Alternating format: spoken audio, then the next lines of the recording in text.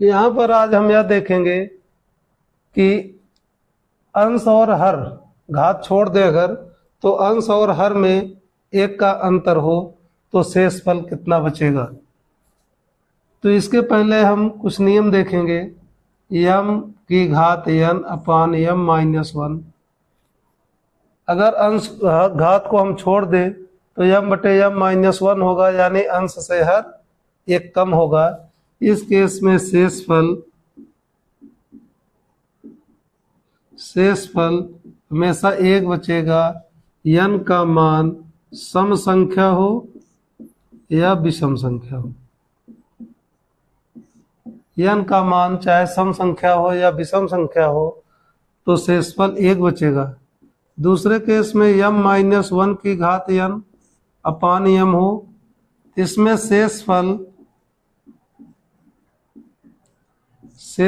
एक होगा यदि n सम संख्या हो। यदि n क्या हो? सम संख्या हो। और शेषफल m माइनस 1 होगा यदि n विषम संख्या हो। यदि n एक विषम संख्या हो तो शेषफल m माइनस 1 होगा।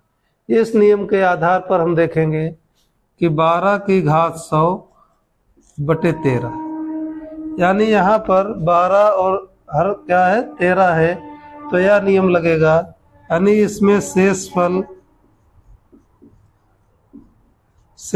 क्या बचेगा। इसके लिए हम n का मान देखेंगे तो n एक सम संख्या है, इसलिए यहाँ शेषफल एक बचेगा। फिर 12 की घात 65 बटे 13, यहाँ पर n का मान एक विषम संख्या है, इसलिए शेषफल 12 होगा।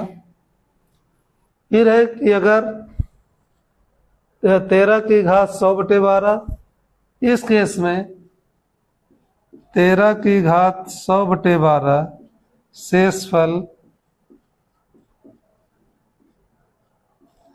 एक बचेगा। यहाँ पर यह नियम देखेंगे कि शेषफल एक बचेगा, n चाहे सम संख्या हो चाहे विषम संख्या हो। इसी तरह 13 की घात 65 बटे 12, यहाँ पर भी शेषफल एक बचेगा, जबकि n एक विषम संख्या है।